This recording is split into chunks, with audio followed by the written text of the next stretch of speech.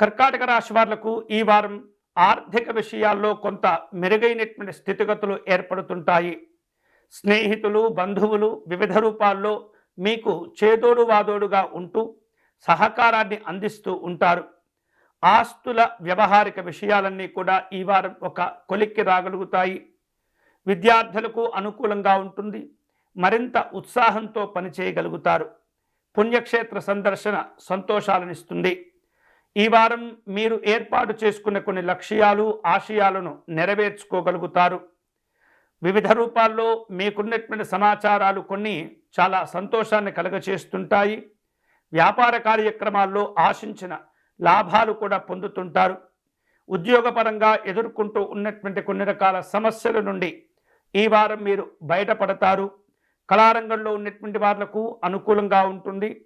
వారం ప్రారంభంలో కొన్ని కీలకమైనటువంటి అంశాల్లో తీసుకునే నిర్ణయాల్లో తొందరపడకుండా చాలా జాగ్రత్తగా ఆలోచన చేస్తూ నిర్ణయాలు తీసుకునే ప్రయత్నం చేయండి.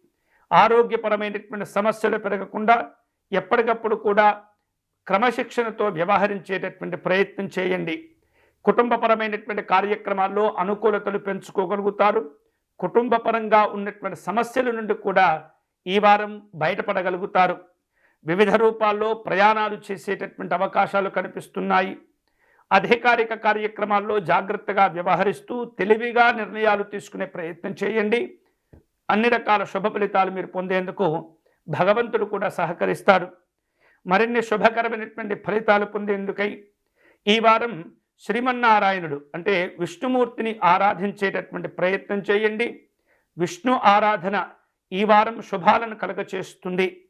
తులసీ దళములు సేకరించి విష్ణుమూర్తికి అర్చన నిర్వహించటము, విష్ణు సహస్రనామ స్తోత్రమును పారాయణం చేయటం ద్వారా ఎన్నో రకాల శుభాలను కూడా మీరు పొందవచ్చు.